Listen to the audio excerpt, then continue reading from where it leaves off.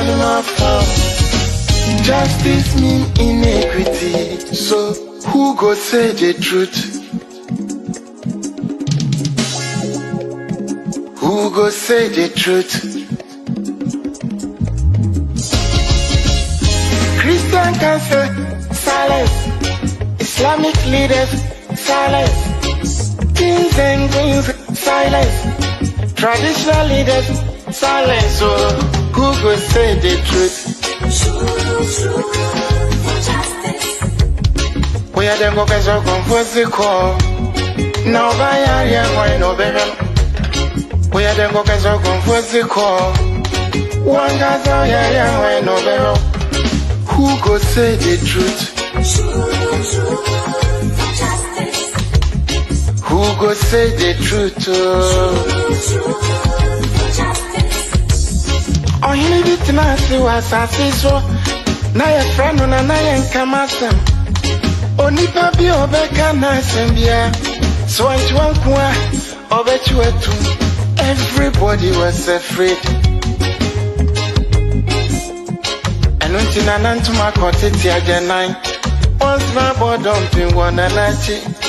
But who go tell the truth? Nanai or say me. Nanso bien person beka wansam because everybody is afraid. Anya safwe muayini. Akukudro for nyina dalima. And who go say the truth? Obiaja konson so to grow Germansa to me be a cacobrafo. Efo anyina ye. Efo. When you know ye. Na so kutrata down na so be dia back or why no keke. I fene for be man mo pia for efo e. Ne cross on my mo. Hanya safwe mo ayini. Akukudro for nyina dalima.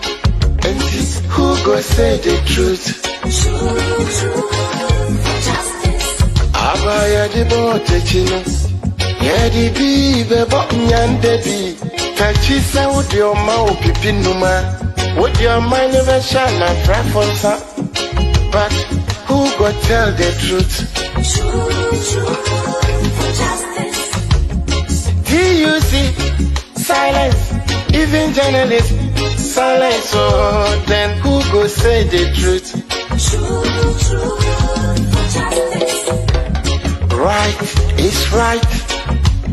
Wrong is wrong, no matter how you justify. You say you wanna get rid of corruption.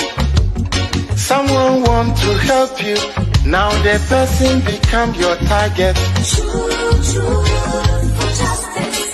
Jobless no they mean senseless. Poverty no they mean useless. One day then go resist.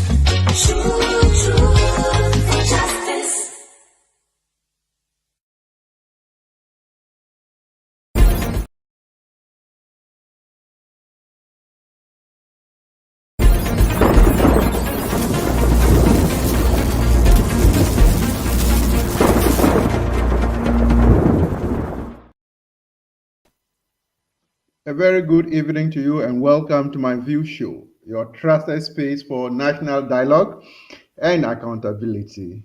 Tonight, we focus on a topic that touches every Ghanaian home: education.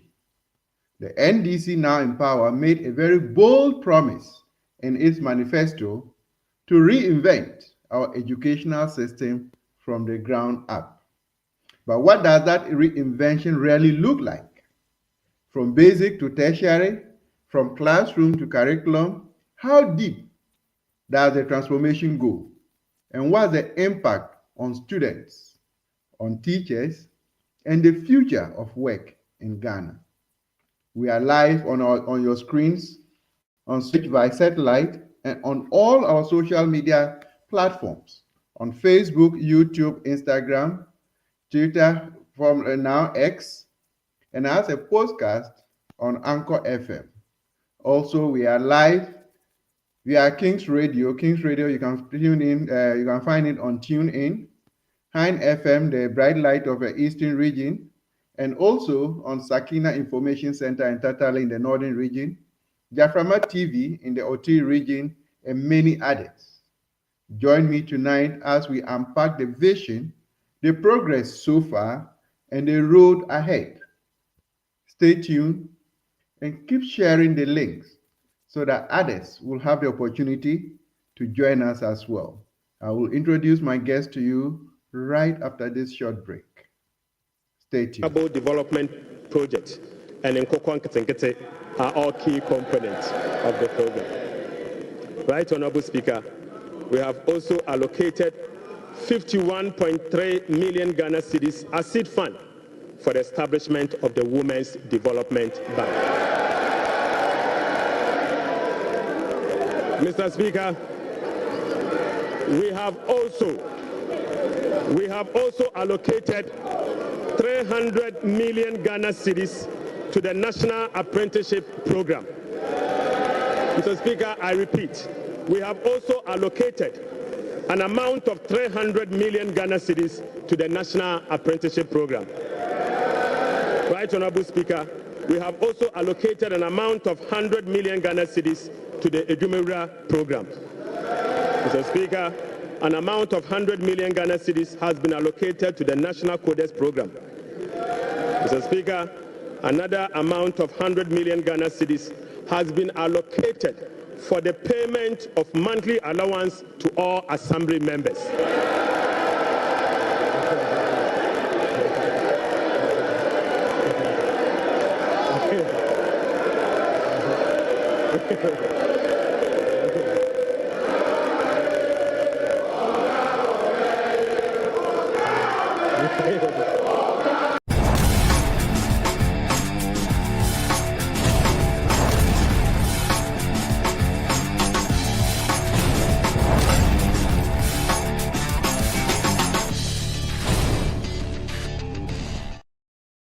So, before I introduce my special guest for this evening that will help me unpack the vision of education in Ghana, our Queen Mothers in the Nkwanta area held a press conference recently to make an appeal to the government for intervention in the recent happenings within that area. We will just take a gist from one of the Queen Mothers and then the impact of their press conference and what they want to achieve. I will welcome her and then she will introduce herself to us and then we take it from there. Nana, you are most welcome to the program. My name is Nana Nyakwa Onyunkle from Adele Traditional Council. I'm in for the Paramount Queen Mother, Nana Asepeda Kwa, the second of Adele Traditional Council. Oh, okay. That's wonderful. Great to have you on this show this evening. You're welcome. Great. Thanks for your contact as well. Great. You had a press conference recently on the happenings within the Nkwanta Enclave. What was it all about, and why the press conference? Yeah, you know, we are in the area here, being it Nkwanta South Municipality. Nkwanta Enclave, about 4 years ago or 3 years ago, there is some conflicts, and it's affecting our young ones, the school going. So when it happens this way, they lock down all schools, especially in Nkwanta and its environment, nearby villages.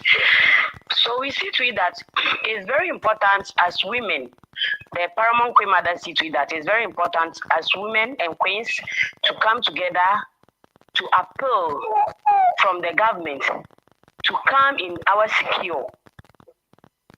Okay. That is why we made the press conference, and then to calm every tribe down. To calm every tribe down, so that every Ghanaian, every certification will go into to take our peace forever and ever. It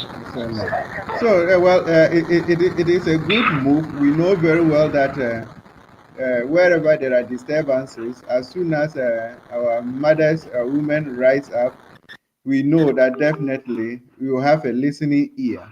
And having Sure. conducted this press conference, have we made any efforts to get to the representative of the president in the area, the regional minister, to see how best they can carry Sure. your message to the president?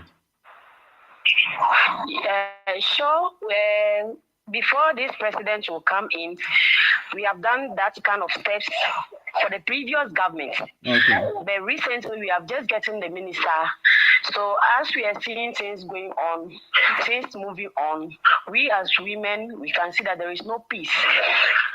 You know, this Ghanaian issue starts from the market area every Monday from 12 o'clock ongoing. Okay. So it happens that we have to call on the current government so that he or the vice president, Her Excellency, can also listen to our voice so that they will go in for help for us immediately to just bring us some army camp.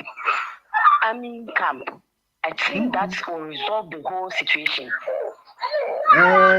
Okay, now I get it. You're talking in terms of security, so you want to get something like a military camp within the enclave to be able to bring about peace. Sure. Okay, but is there a possibility of getting to the root cause of this trouble?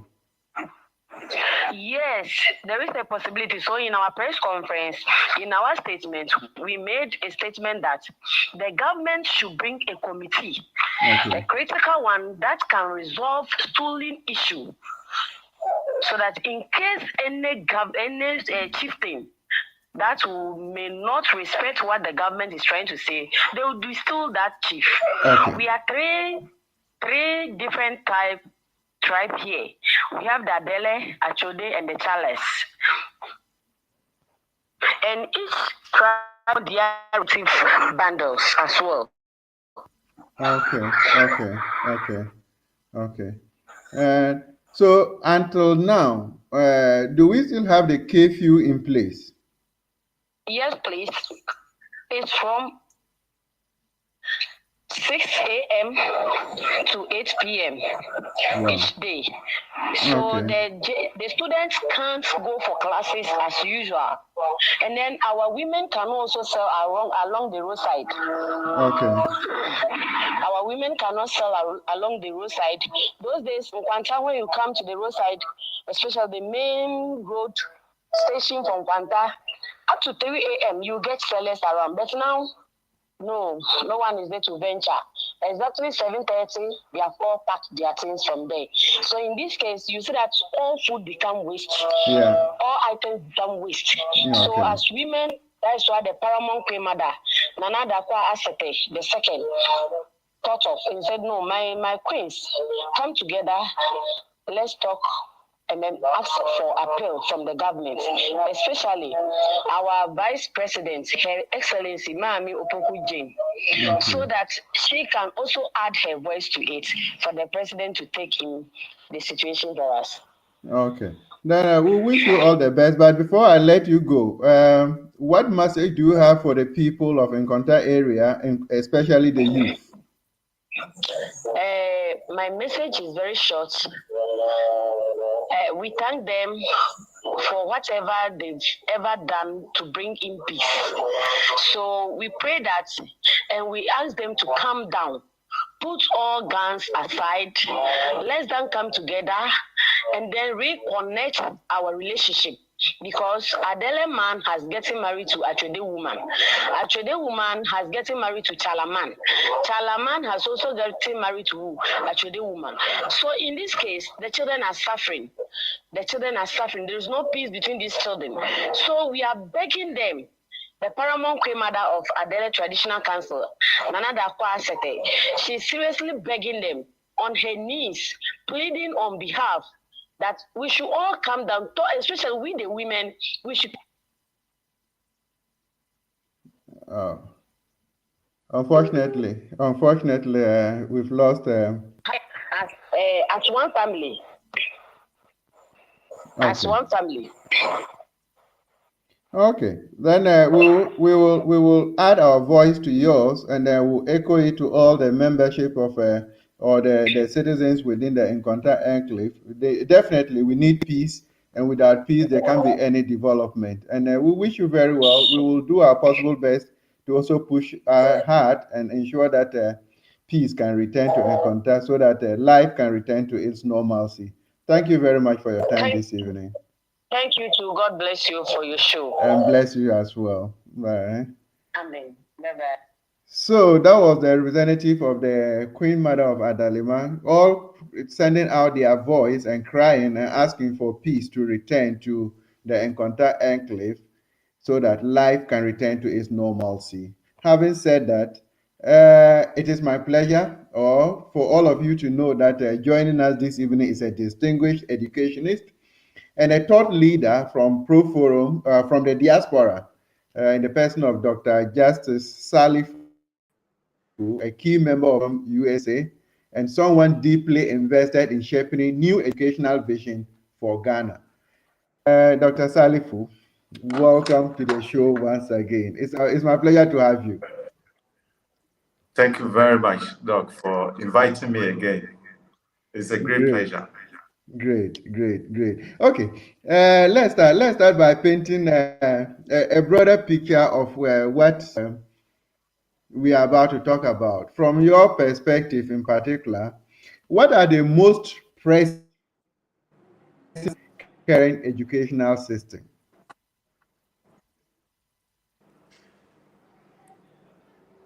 It was breaking a little bit, so I didn't get it. Oh, okay. Then let me pick it again. I'm just asking from your perspectives, what are the I most think the pressing network is pretty bad. Yeah, I see that. Maybe producer will have to really look at it and then let's see, because it's a bit static. Unfortunately, we'll see how we can reconnect with Dr. Salifu. And Dr. Salifu I can is hear a you member now. of Pro Forum, Professionals Forum of the NDC USA chapter, and he's deeply invested in shaping the new educational vision for Ghana. So we are privileged to have him this evening, and we want to take from his perspective what are the most pressing challenges facing Ghana's educational system. Yes, it's a great pleasure to be discussing this. Now, before the elections, Proof Forum, we did a lot of work on the educational system in Ghana because with our transformed educational system, we cannot really reset Ghana because everything revolves around education. You know, the current school system as we have it was inspired by Rockefeller. And what Rockefeller wanted was to produce factory workers. So you hear the mantra everywhere you go that we are training people for industry. But I think that has become very anachronistic because when you train people for industry, you're going to produce them and there'll be a lot of gaps in them. They need social skills. They need broad skills in order to be able to assimilate into larger society. So to rephrase it, I would rather want to use training people for society rather than industry because the world has changed. The AI world has brought a lot of changes in the way we live. For example, in our schools, they taught us that you need to calculate mathematics, you need to add this, you need to do that. Now, AI can do it for you, calculator can do it for you. So the environment called for changes in the way we educate. Therefore, NDC's agenda was not just to reverse what MPP did, but to create a new dawn for education. Reinvention is part of research because you want to create an education system that responds directly to the challenges we have in society. Ghana loses about 3 billion to corruption every year. It's a societal problem. It's been with us and it's one of the things that actually cause our country to be considered underdeveloped. So if we continue to download what has been causing this, it's not a right thing to do. and we need to transform the system to respond to the current challenges, not challenges, uh, you know, in the 19th century. It should be 21st century. So the NDC came in with that agenda, and I commend President Mahama for the decisions that he has made so far regarding education. Bringing Haruna Idrisu, I think, is a very good idea. I've known Haruna since our university and secondary school days, and I know how passionate he is when it comes to education. He's been in it, he's been NUC's president, he's been cabinet minister at various ministries, very experienced individual.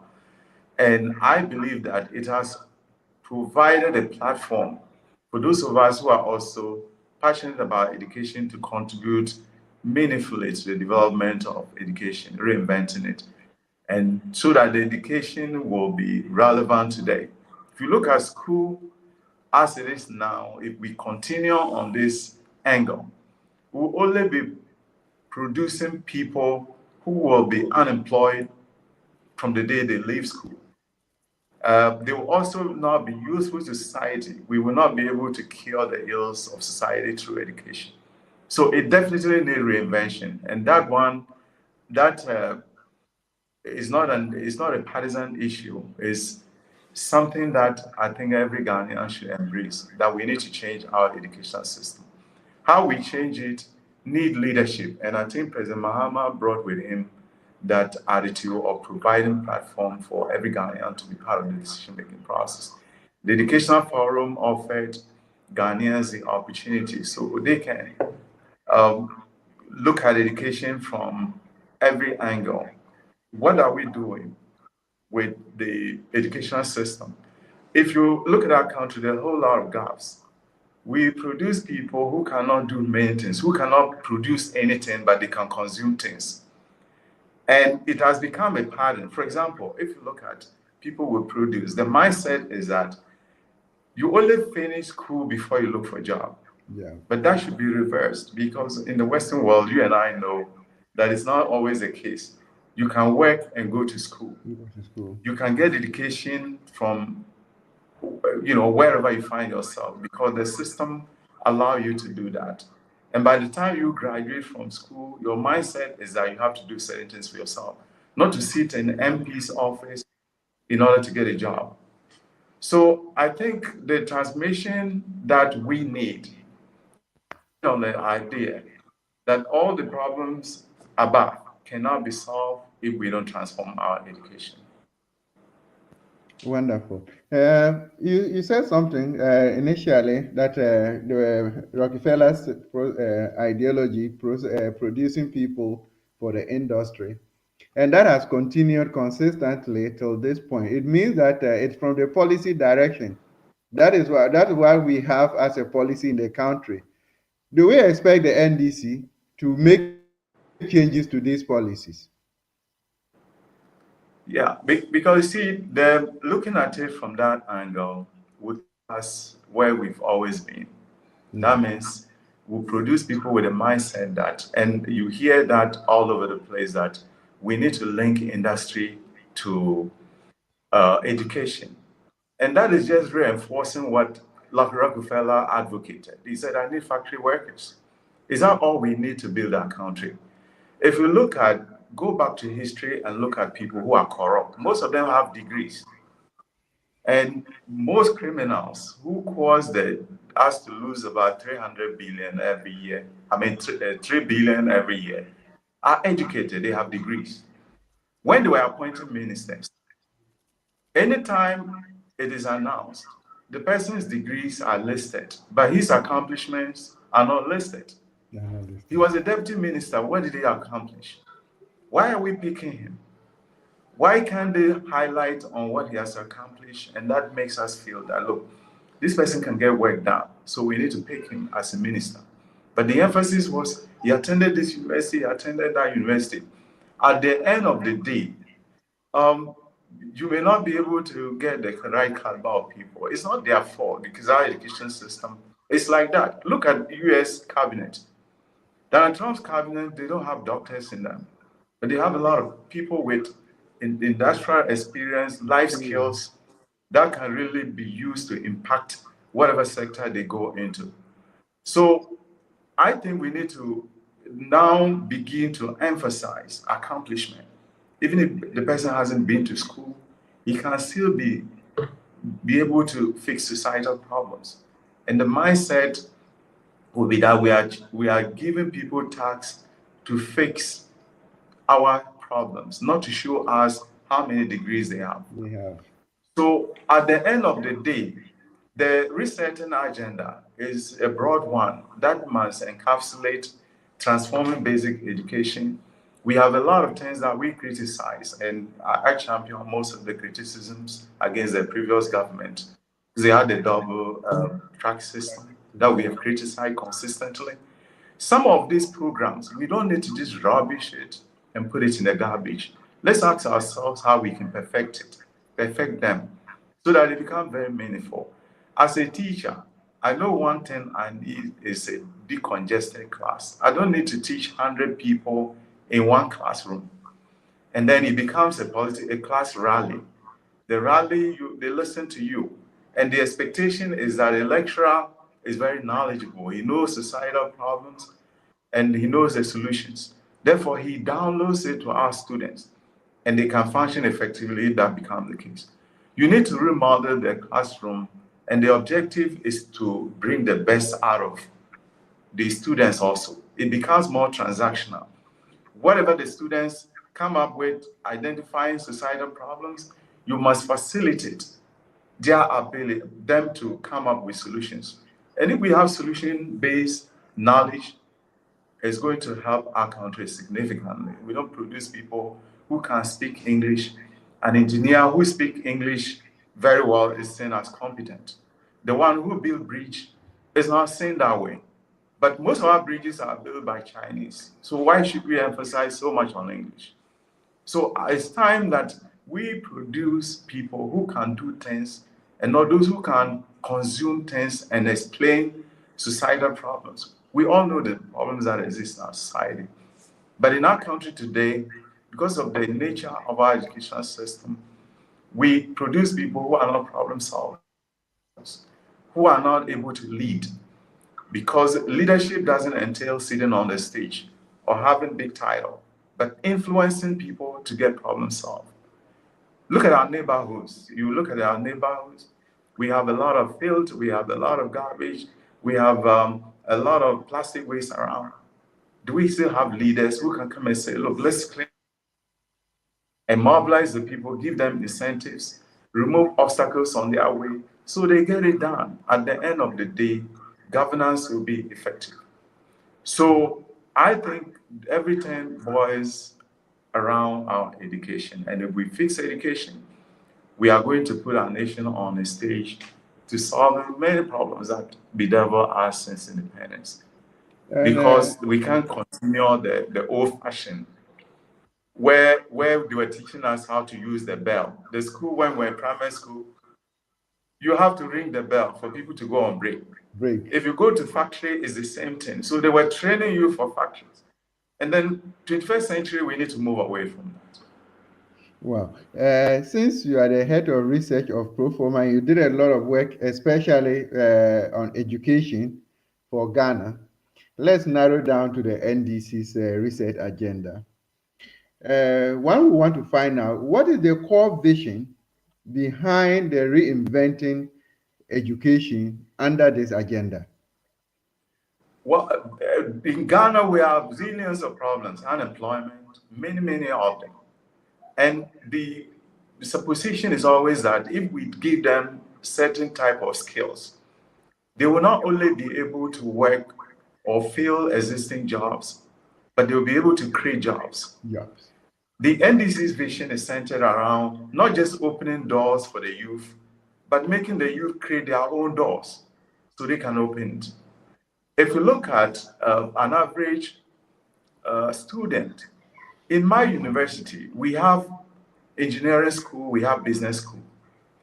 Now, what we inherited as a system, it tells you that if you are an engineer, mind your business. Don't think about business. So you study things that are related to building bridges, to whatever. Now, business person also learn just business. So at the end of the day, they don't get holistic education. They are put in a situation where they need to handle business. As an engineer, they can't function.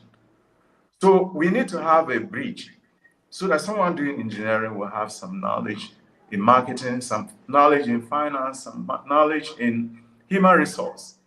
So at the end of the day, the person is able to function.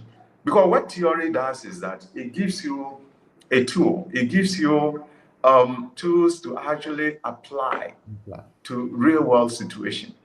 So NDC is looking at it from that angle. And if we educate people this way, it means that they can be able to get employment. Unemployment problem is solved. It is stimulated because they can be useful. The worst you can have in your country is to have more free riders. Free riders are contribute to productivity. They just consume. They use our roads, they don't pay taxes. They use our hospitals, they don't pay taxes to build them. So you want to reduce the number of, free riders, and that comes from these policies that NDC is trying to, implement. One problem was a free HSS. It came with a pilot. So there are a lot of problems that need to be solved. Number one is the funding, and if we don't find solution to that, we may have free HSS, and so NDC also supports it. But it will collapse at some point because every day the bills are going up. How do we fund it? How do we sustain funding it? We need to come up with a formula. So President Mahama emphasized that this must be done. And if you look at the US system, the system is very simple. Why I keep referring to US is that they have made most of their mistakes and corrected them. Germany, they've done the same thing. Europe, practically, they've done that's why their system works. So we can learn from them. They use property tax, and the property tax has solved their inequity problem. Because if you look at, it's not everybody who can pay for education, or pay to the level everybody can pay. And because of that disparity in terms of income and ability, they use property tax. So the size of your house determine what type of education you can. I mean, you're built towards education. You have a bigger house, you pay more tax. And that is used to educate your people, your children. So if my father doesn't have, I'll pay little. But the person who can pay more will pay into the pool. And it helped to educate me. Marcus Garvey said, if you don't share your riches with the poor will share their poverty with you. So the rich man who is contributing largely to education is thinking that, look, if I don't educate people in society, they become nuisance to society. And who suffers? The rich man. Who suffers? The people who could have helped to fund education. So I think it's a very important conversation, and President Mahama has set the stage. He has set up, a forum that people can go to provide different ideas how we can fund and sustain the free HSS. And it's also one to look at curriculum. Curriculum is very important, but at the same time, you can't have effective curriculum if you don't have the right pedagogy that people will impart knowledge in one way or the other. We have passed a stage where the professor enters a class and tells everybody what they should know. Download the solution to every problem. It can't happen that way. So there's a need for exchange. So people capacity are built up. In my university, what we did is that we have the Kahoot system. And what it means is that every class that you attend, you are a member of 4 in a group. After the lecturer finished teaching you, 4 of you will sit down and interrogate the issues that the lecturer raised. With that, you bring a lot of perspective. You listen to your peers. What do they think? And begin to interrogate whatever they are doing. At the end of the day, you empower yourself rather than waiting for the textbook or the lecturer to do so. And I think we should look at things from that angle. There are many things that President Mahama can do, and I think setting up the committee has given the platform for us to have a more serious conversation, because if we don't fix our education, we'll continue to produce excuse me to lose the language, corporate criminals, because they have degrees, but they are not ethical. Yeah. You teach someone to be the best engineer, he can break any door. He can break the bank door and steal. Or he can use the knowledge to build bridges so that society can benefit. So we must emphasize on what is the relevance of education to societal problems. And I think he started very well. For me, bringing Honorable Haruna and most of the things that he's done so far is I will commend him for that. Recently, he just announced, set up a committee to change the double track system. Yeah. And the double track system has a lot of flaws because someone goes home and 3 months you have to sit at home. Then your peers are in school, they leave, and then you will have to come in. We don't have to have that system. One is very wasteful because you need lecturers or teachers to teach at all times. Instead of teaching for 3 months, you have to make them teach for 6 months because you have 2 tracks. Yeah. Now, we went through the shift system. I know you and I have Yeah. this type of education in Ghana.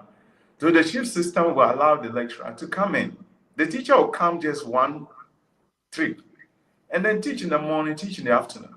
He's able to teach the 2 groups the same time. Yeah. That reduces the cost of teaching. And also, it doesn't burden the teacher to come 2 times and still receive the same pay. I have the sense that those who teach double track, they still get paid the same way. Yeah. So it's a problem to our country and we need innovation. Education cannot be better if we don't emphasize on innovation. So if I were President Mahama and I'm nominating someone to be the education minister, I'll tell the whole world, the mandate of the education minister is to make sure we don't have double track system. Is to make sure that our schools are working. We must have research department at the education ministry that determines the universities we have in Ghana, for example, which university produces more unemployed graduates. So that means that university needs to be looked at seriously. Seriously. But we don't have that data. And you and I know the world we live in, we need research, we need data to make decisions. One thing that has been missing, and I emphasized this when we met Professor Nana, who is a very good listener. Yeah. What I said was that we can open one big sector that can help us. If you look at our universities in Ghana, it's only one that is globally accredited. UPSA has accreditation for their business school, global accreditation.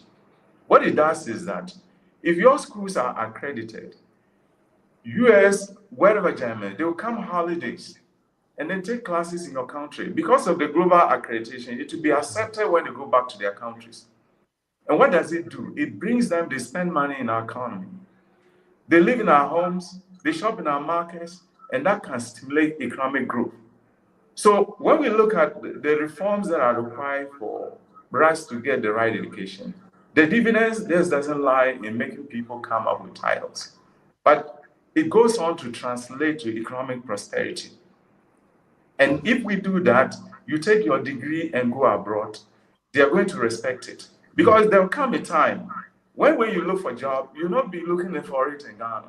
You're looking for it from employers across the globe, from Tokyo, from wherever. And they require that you globalize your education. How do we do that? So the new minister should mandate every university, if they have engineering school, they should get global accreditation for engineering. So it will be respected. If you look at India, an Indian goes to the US today, they give them H-1B visa because the universities they attend in India, they are globally accredited. And then they respect them. You take Ghana degree. When I was in Legon, they said, oh, Legon is the best university. I went to the US and they said, oh, I'm from Legon. They said, where is it? Yeah. You see, you go on to Google it, you don't see any global accreditation. So for me, it doesn't make sense. Most of the schools in Dubai, in South Africa, and currently in Nigeria, they are pursuing it. So our professors should wake up. Our university administrators should wake up. I am in a private university, and what I realize is that the public universities are suppressing the growth of the private universities. So basically, there are no private universities in Ghana because the culture is the same. The public universities are the ones that regulate the private universities. Yeah. And they tell you you can't do AYBZ. They've established campuses across the country. So what is the space left for the private universities? Most of them are struggling. They can't pay even their workers. They can't invest in quality projects. There are no corporations in Ghana that directly sponsors the universities to carry out research that can empower them. You write your dissertation in Ghana. I've supervised a couple of them. After that, you shelve it. You shall It's a it. secret. Yeah, nobody looks at it. There's no university. We have professors. We have who have been promoted professor. This, which of them's work can we see in the corporate America? I mean, corporate Ghana. It doesn't solve any problem. They take it and they shelve it. The university I did my PhD, the requirement is you have to publish your dissertation. And we should also introduce the same concept. Sure. Don't do your dissertation and hide it. Put it in the public domain. So people can look at it and say, oh, look, when you did your findings, these are some of the things that your decision can solve. And we should have that system. It's a culture. And government can incentivize it. If you do that as a corporation, sponsor research, we give you some tax breaks. Sure. We give you some incentives. Is it not sad? If you look at Africa, we have bevy of professors, but all theories we teach in our classrooms are from the West. Yes. And some of them were actually propounded in the 14th century, and we still teach them. Where are African theories? Yet we have professors and we churn them out every single day. I mean, you and I also stand accused. I'm not exonerating myself. But the culture is not too good. It's not And too at good. some point, someone needs to question, why are we not doing this? Why universities were set up to solve problems, but they are not. So I commissioned my students. And since I've been at the business school, I've done a lot of innovations to make education mean learning. You know, we do the flexible system where a student will focus on just 2 courses. And when you focus on 2 courses, you have to do a lot of application. Everything you learn, you need to apply. So it doesn't crowd the student to do 6 courses they can't remember. I tell people, and sometimes they laugh, but it's serious. I attended University of Ghana 3 years. I can't remember anything I learned. Our lectures were rallies. We didn't have opinions. Our lecturers were telling us these were the big guys, they know what they're talking about, and you have to listen. So if you have a problem and you can't get them telling you how to solve it, you can't solve it. So why do we still have that type of education? Dr. Tarifu, let me not cut you short. Look at currently, you go in for a course, let's take it Echo 101, and you have a student population of about 600. There are no seats for them. They are even standing, and all they do is to listen to whatever is being said there. And at the end of the day, they are only interested in the grades. I think one thing that is affecting us as a country is like we are more focused on the class that you come out with than what you have in your head. Certainly. So we basically do drive-by. You drive by a university and they give you a paper and say degree. Yeah. You see, and this is fading. You can see that even in the advanced countries, those who rebel against our current educational system are the billionaires. You look at Bill Gates, he said, no, education is too slow for me. He quit. And he became a billionaire. Elon Musk was doing physics, PhD physics, he quit. He became the richest man in the world. Mark Zuckerberg. So there's a pattern, and that should wake all of us up, because the idea of going to school to learn everything from a professor is anachronistic. And if we do that, we are not doing good to our children, because we will not be always here to teach them how to do things. We need to put them on a platform where they can solve problems. So we need that kind of attitude. If you look at even education, the way we administer, in Ghana, the Minister of Education has the 16 regions to run. Why can't we appoint commissioners and say, look, if you run that of Eastern region, you deal with different problems. If you are in the northern region, it must be a must. You must learn agriculture because people predominantly are doing it. No matter what course you do, you must have some knowledge in agro-based business or agriculture. So we begin to empower our people really. They wake up and in their backyard, they can see education flourishing. And you look at the disparity that we have. In the US, we have the school system. So what it is that if you take Achimota, they are doing very well. You come to my hometown school, Yendi Secondary, they may not be doing that well. When we talk about educational infrastructure, we are only talking about buildings. But if we could have internet, if we could link pre-sec classes, their science classes, their practical classes in the laboratory, to my hometown in Yendi, they can follow it. We can transfer the efficiency. We can transfer the level of exposure from pre-sec to my school in the rural areas. So when we talk about infrastructure in Ghana, we're talking about buildings. And the politicians like that because that's where they do procurement and contracts. But we should, if we want to be serious, we will rather link the schools, where performing schools are linked to non-performing schools, so that it gives them the DNA of performance. And if we do that, it will be very efficient. And then also, you have a system where if you need a good university, you have to come to Accra. Yeah. We must begin to decongest Accra by making people attend schools in their hometown. That will reduce the burden on the government. And that will make it easier for us to learn and learn things that are relevant. For example, in my university, I look at long AC. See, they do long AC, and I'll mark it as a dean, and I'll put it in my shelf. That's the end of it. So I transform it to capstone. When you come second year, you start your long AC in the form of, it's a capstone. Yeah. So by the time you graduate, you should graduate into a company.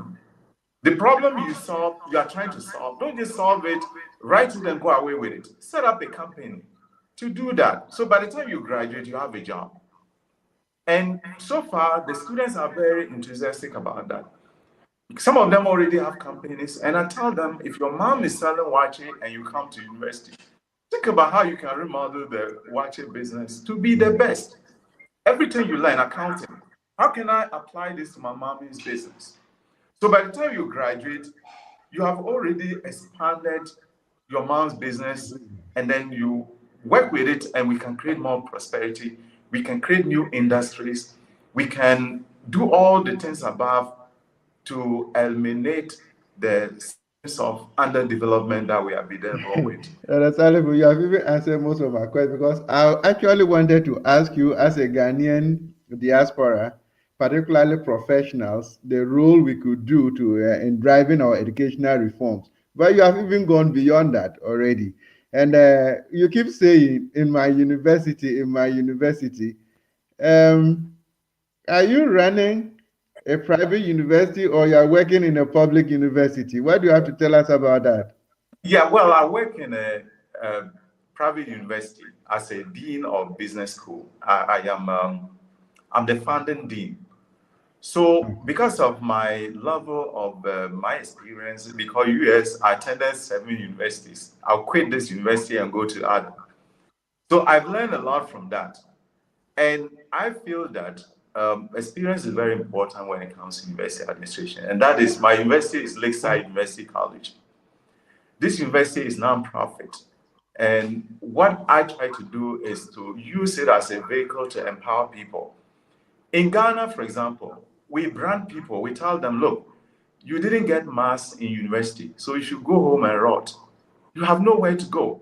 You are at the dead end. You are put in Siberia. Why do we have to do that? From my experience, people come to the university, they don't have mass, and they end up performing very well.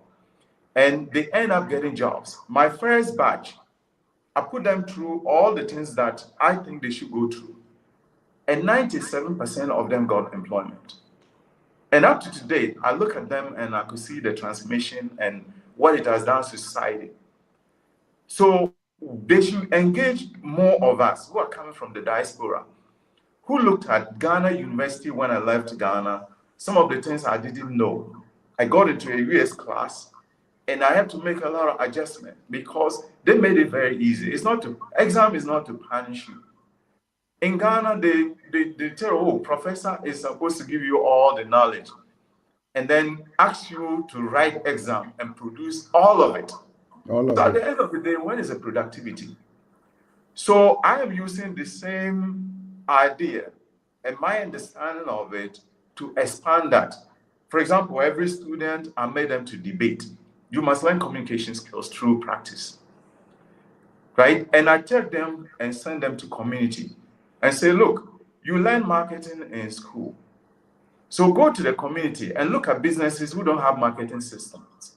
You look at the Wache Sala business, the difference between that and then GE is that the Wache Sala doesn't have uh, human resource systems.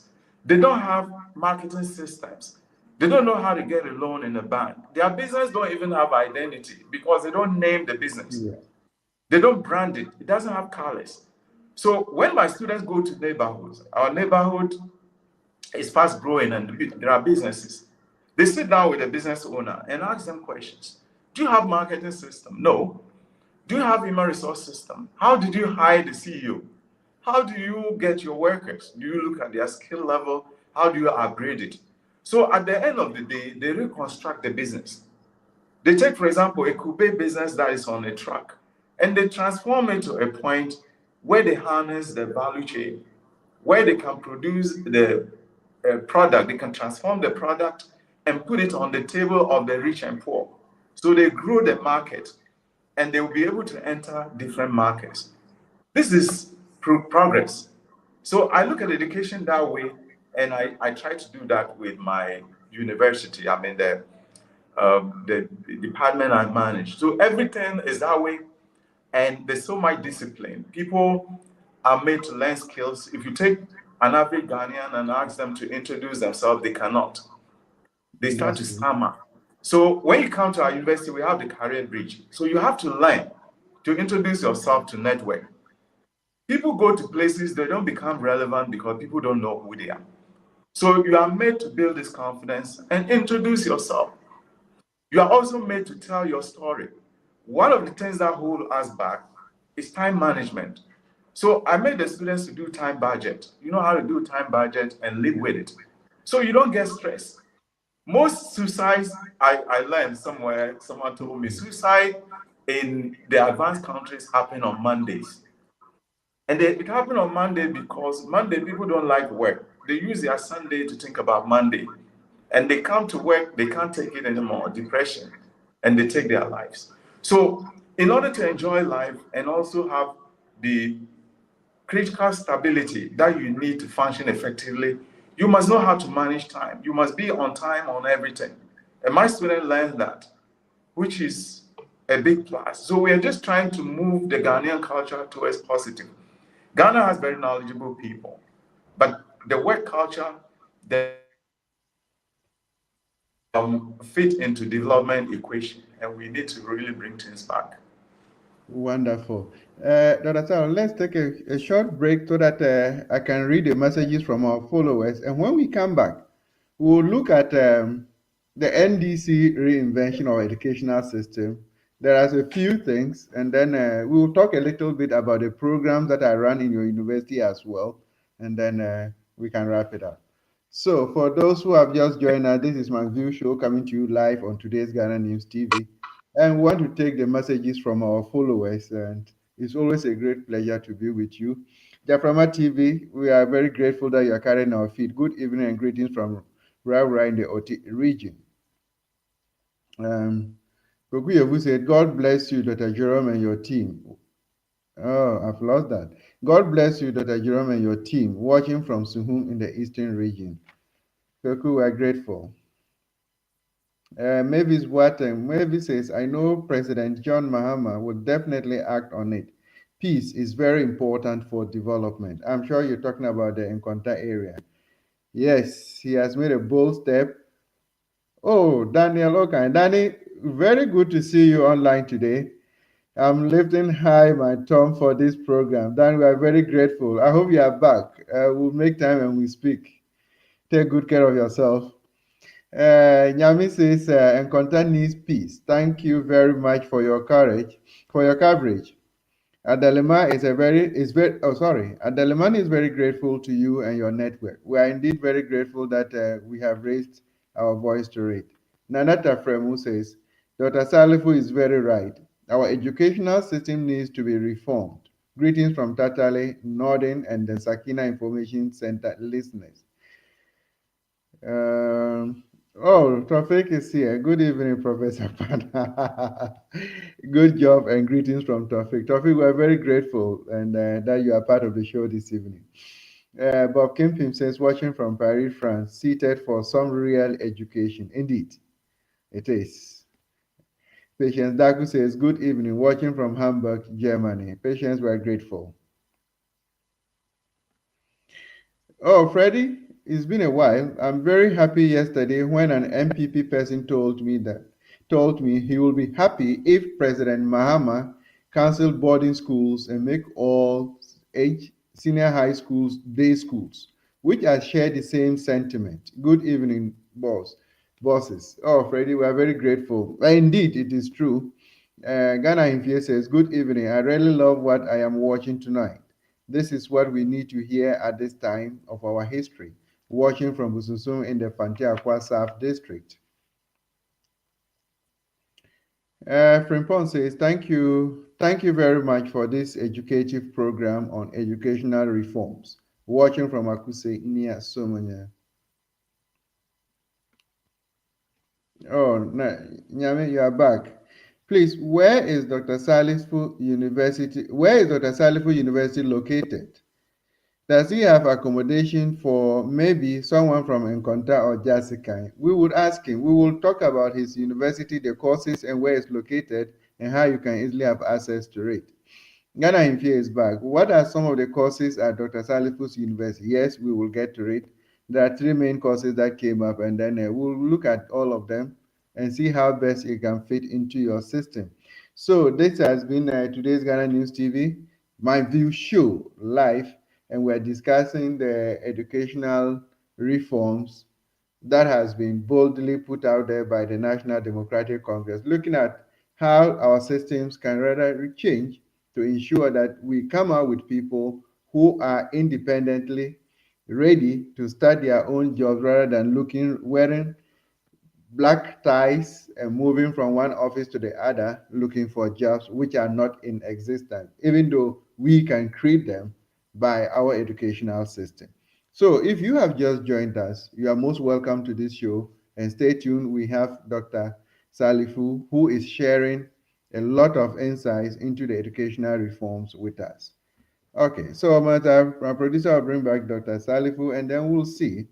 Um, yeah, just before we went off, we're looking at the Ghanaian diaspora, particularly a professional in trying to drive educational reforms. And you have fitted perfectly into this engagement. One thing that baffles me, or what comes out, is how do we ensure inclusive stakeholder participation from your perspective as an independent, or what would I say, outside government running a private university? How do you get this stakeholder engagement for the smooth running of your university? Yeah, there should be a continual conversation on how we can reform the universities and, from primary to university level. And like I said, one thing President Mahama brought on board as a leader of our country currently is the temperament to listen to other people. We've not done that in the past. We rushed to implement certain programs and they did not work very well. If you look at the teacher licensing system, it's a beautiful idea because it puts the teachers in a situation when you get it, it comes with prestige. I'm now a licensed teacher. And in the West, it's a big deal to be a licensed teacher. Yeah. Just need to add certain incentives to them to make it work effectively. President Mahama should continue listening, and the education ministry should not just limit it to people who can attend the forum. They should create more platforms, bigger, small. Wherever we go, we should discuss education. You know, when President Rawlings was president, one thing he did at some point, I don't know whether it's the PNDC time, he had agreed deputy ministers across the regions. Yeah. Every region had a deputy minister for agri. And I think we should adopt the same approach. Because education is so important. If we don't fix education, we can't fix anything. We should have education commissioners. Every region has one. And their responsibility will be to identify problems and solve them and report. So you are monitoring. There are a lot of things we don't know. The data is not available for many things. Every school must have governance system. Every school, if you look at the schools that we build in the rural areas, for example, I don't see the giant buildings being very good idea. I want the locals to determine how they want their school to look like, and the government builds it. If you go to most of the village, they have a lot of land. So you don't need to do a very high-rise building. It should be done mostly in the urban areas. Now, if you build a tall building, you need elevator. They don't have reliable electricity and many other things. So you build it down to make it more user-friendly. So stakeholders must participate in initiation of some of these projects. In US, in my neighborhood, what it is that if they need a school to be built, they'll contact the people, the residents, and say, look, we need to expand our school, or we need to build a new one. And if we do it, it costs $150 million. And that means that your taxes will have to go up a little bit. Do you want it? So people choose what they want. And then so when you tax them, they are fine with it. You can get Ghana to a level where they come to my neighborhood in Lakeside and say, look, we are going to build a school, but every house will be built 100 cities towards the school. Do it or not, we do a referendum, we agree, we pay and do it. It doesn't take the space in the government budget. It makes it easy. Because some of the problems President Mahama is dealing with currently, it's a good idea, we are tackling it, we are finding the corrupt, but we need systems. Because if you fix the problem, you punish those who mess it up and walk away, it will come back. So we need to use, and this is where the reinvention is very important. You reinvent the system, say that if someone does anything to the system, we will find out. You find out. I always give example of when I built my house, when we built our house, we did every bathroom white. So if you enter the bathroom and dirty it, we know who did it. So if we build our system, say that if the corrupt touches anything, we will find out who did it. And it makes the system easy. Because you look at the advanced countries, you can't hide things. Mm-hmm. If you are corrupt, someone give you cash, you don't know where to put it. Because the system doesn't allow you to do it. So I want more stakeholder engagement at the basic level. We don't need to consult too much, but we need to come up with the ideas. Let's put the experts together. Let's find out how does education work in other places. So we experiment that. We pilot that. If you look at basic education today, it has completely been outsourced to private schools. I was on a show with one of the private school owners, and I asked, why is your school charging in dollars? Is your school? What kind of teachers? Were they produced in US? No, they were produced in Ghana. Some of them could not get jobs in the public sector. They teach in private schools. They put American flag in that school and call it some fancy name and say you have to pay in dollars to educate. Who regulates that? We need accreditation system and effective monitoring to make sure that they are giving our kids the foundation. The government schools that are right now can be transformed very well are left out there. They call them Saito. So you have your child, you have to pay to send them to a school that cannot really give them the right education. And nobody cares. So you get to high school level, the public schools you were afraid of, that's where they go. Yeah.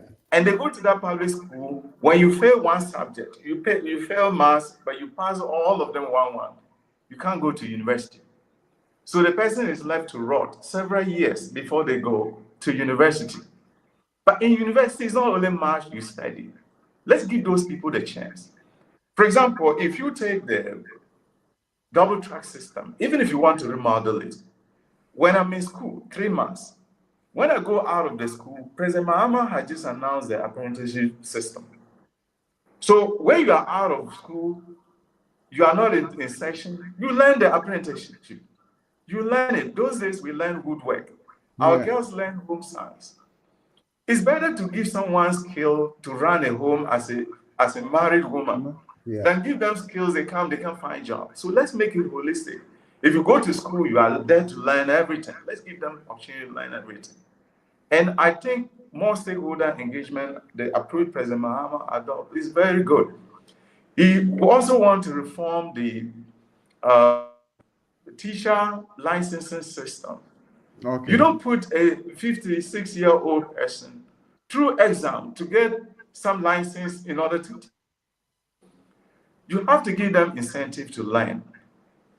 When they learn, you upgrade. You give them, if they are able to meet certain standards, they have some number of years of experience, you give them license and you can make it great. There used to be a license section, grade A and grade B.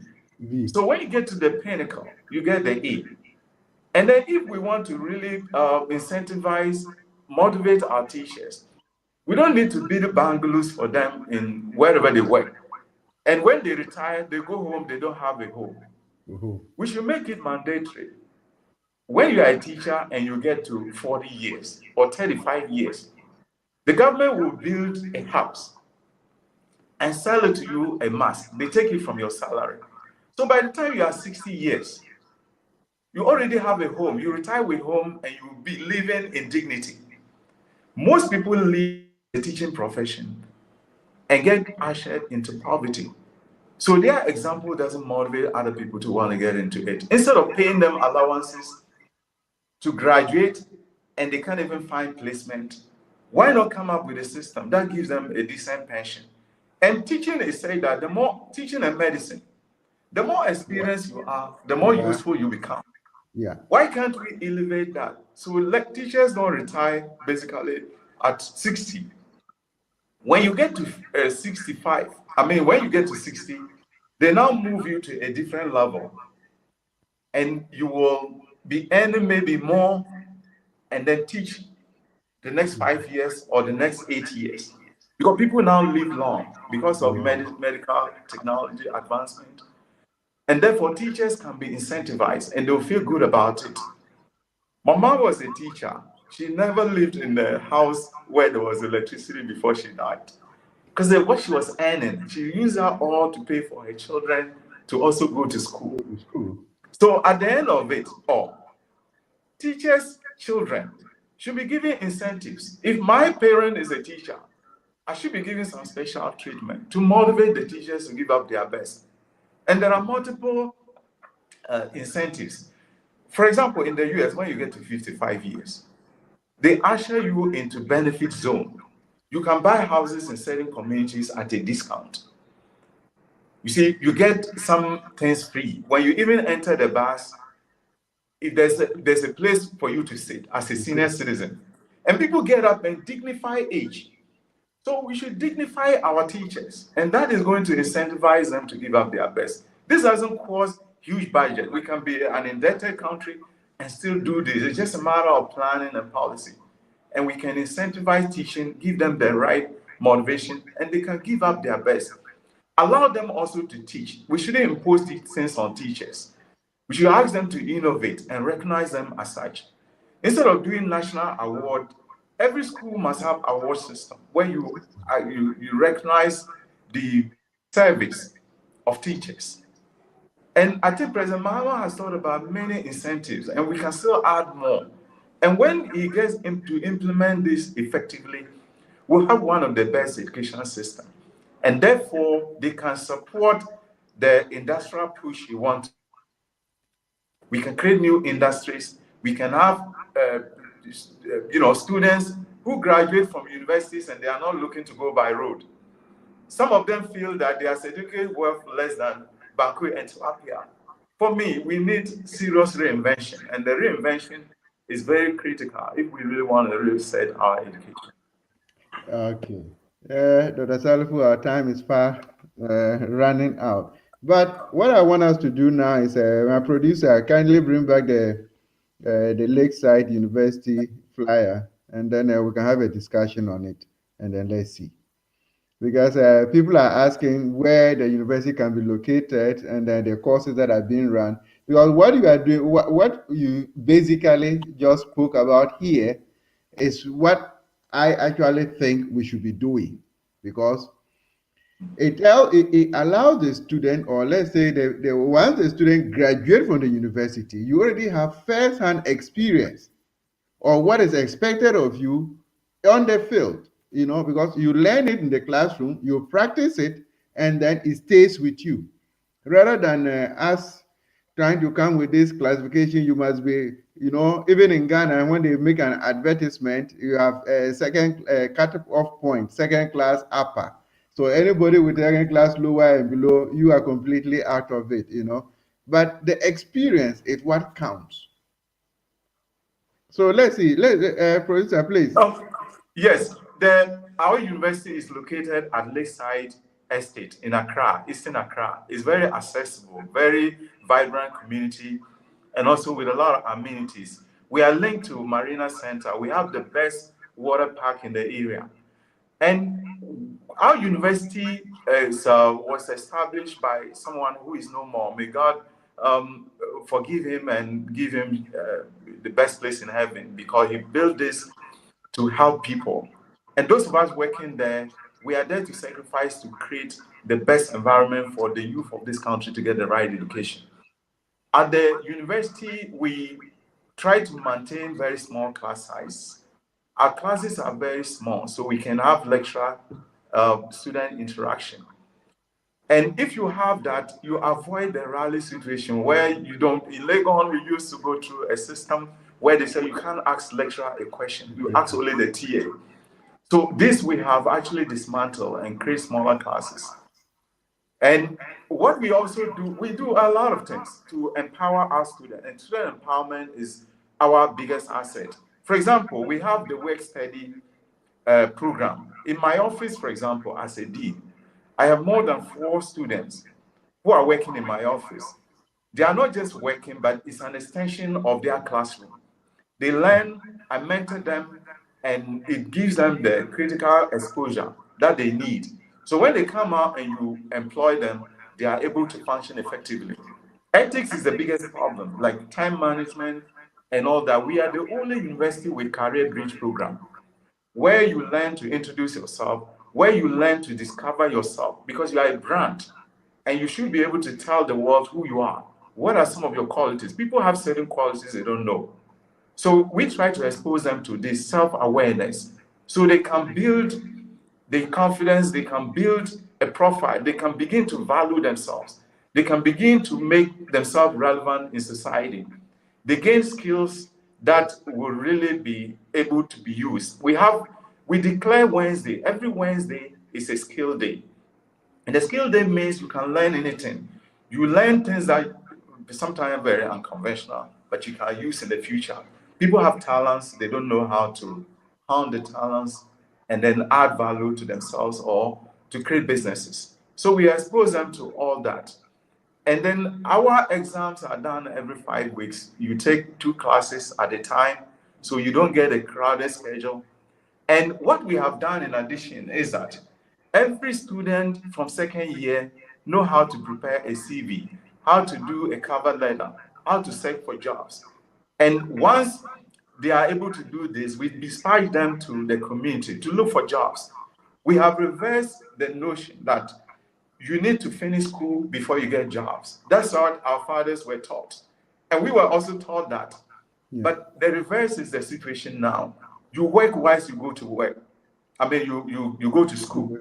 So we have introduced that culture. And that culture has helped people to set up their own businesses and also to work comfortably whilst going to school.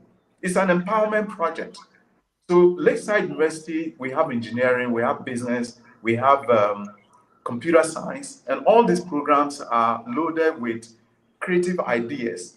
The idea is to empower someone, graduate them into the workplace to be the best, first choice of employers, and also become successful entrepreneur.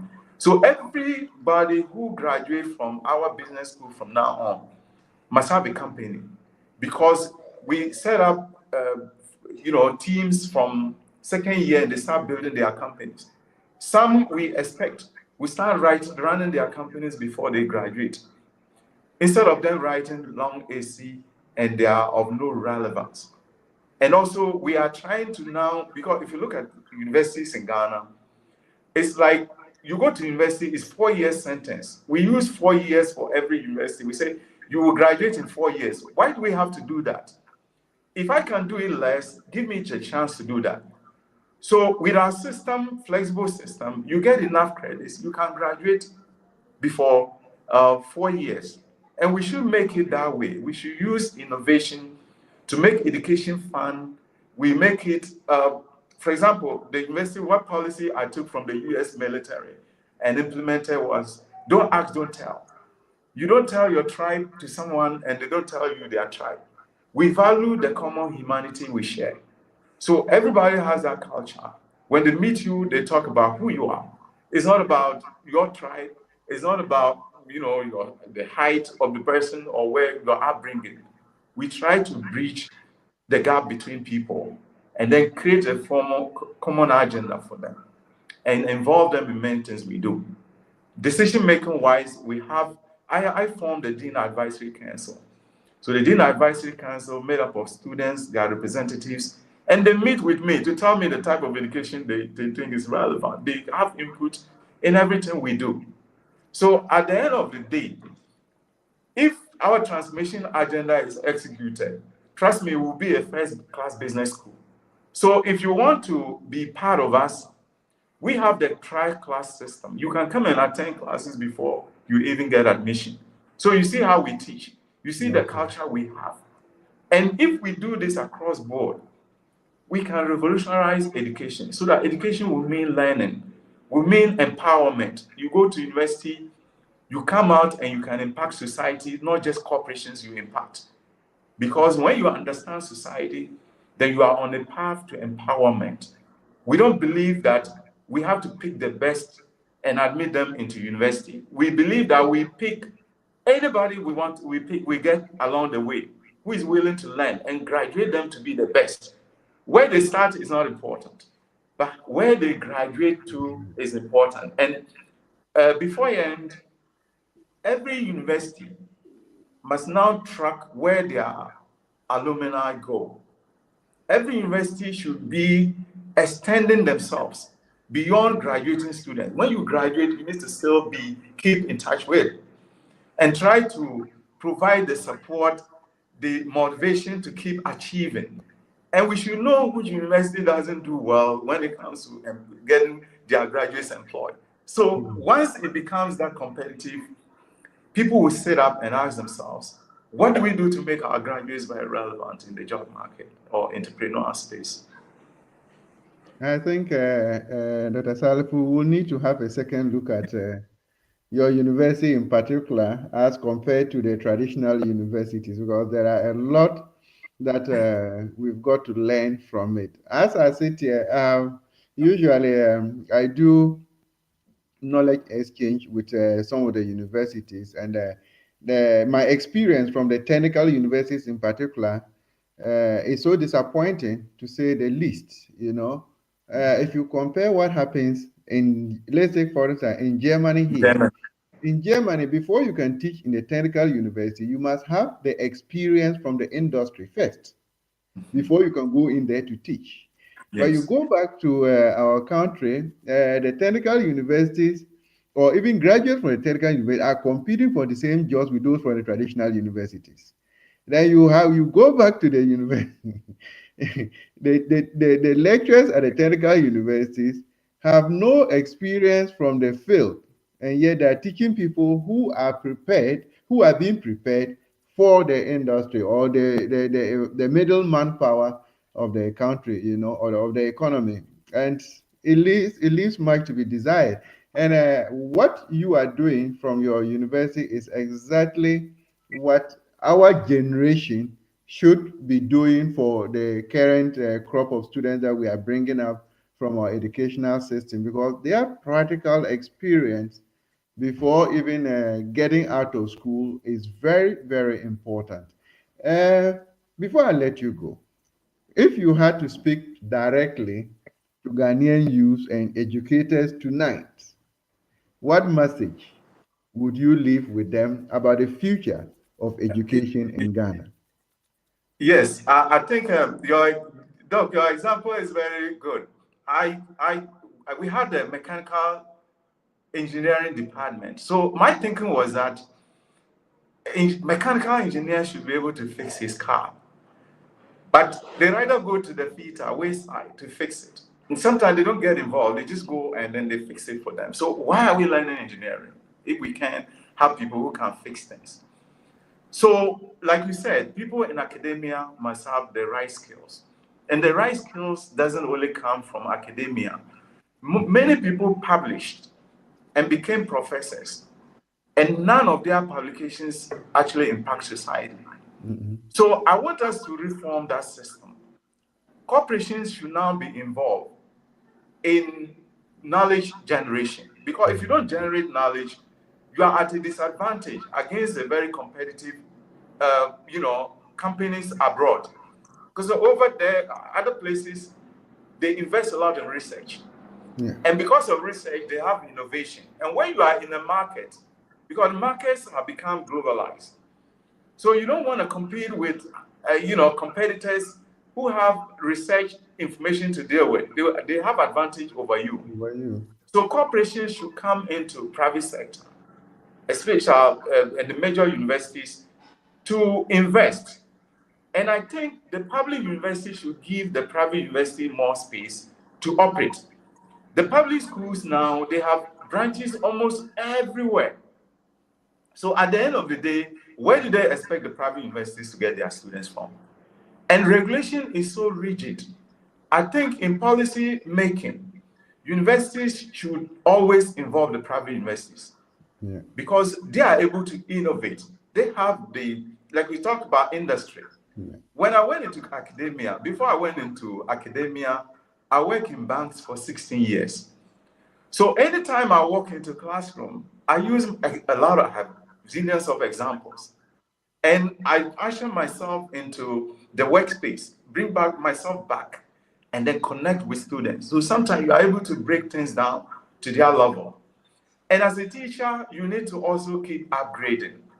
Our teachers, once you have PhD, you shelve it. PhD is not, dissertation is not comfortable to read. My professor was telling me when she was doing her dissertation, her mother too is PhD. And you say, oh, if you can't sleep, read your dissertation. Because when you read it, it's not really romantic that way. You go to sleep. So many people, after finishing, they shelve it.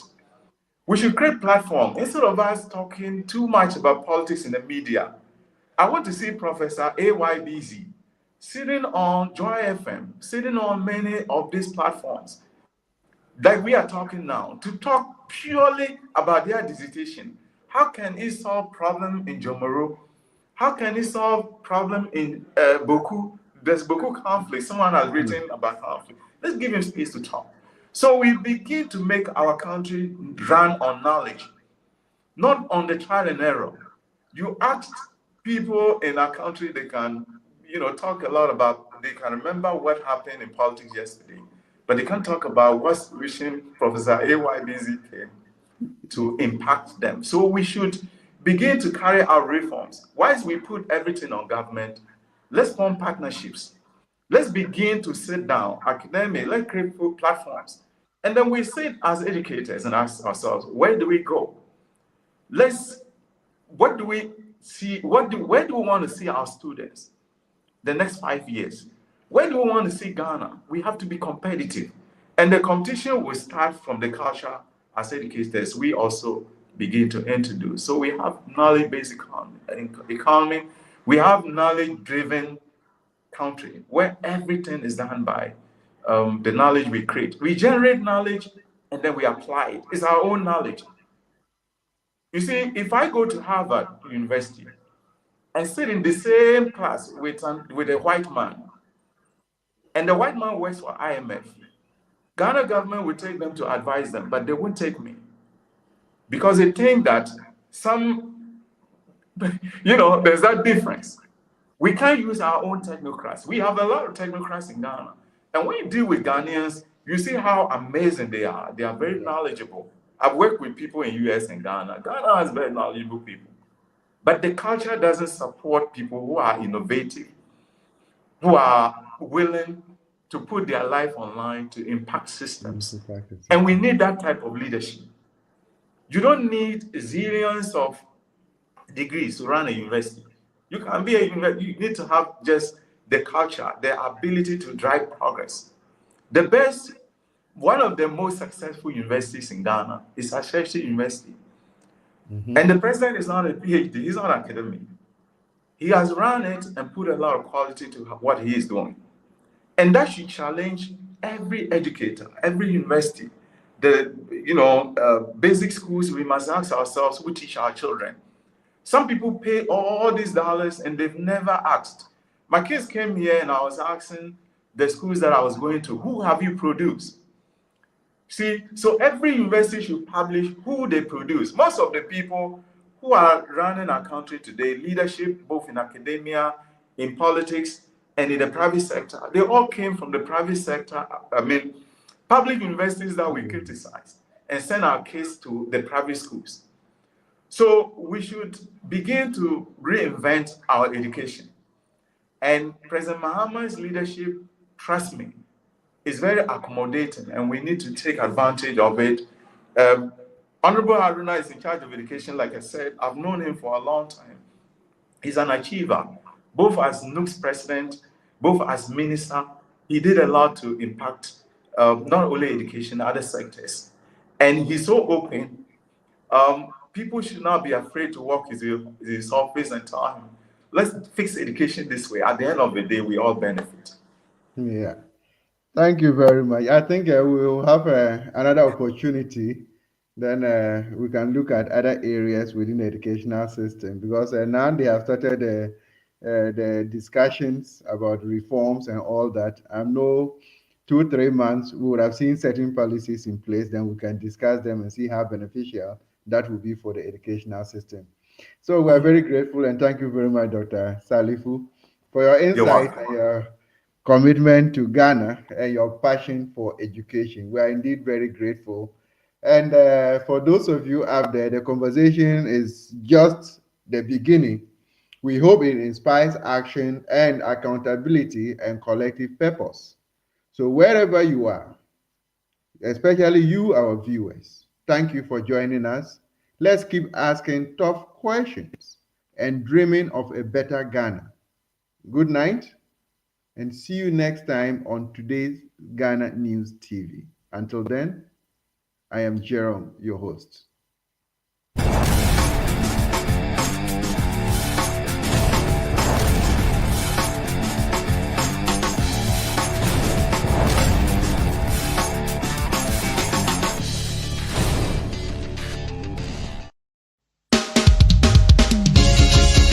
The country where I come from, the truth is an irony. Just like animal farm, justice mean inequity. So who go say the truth?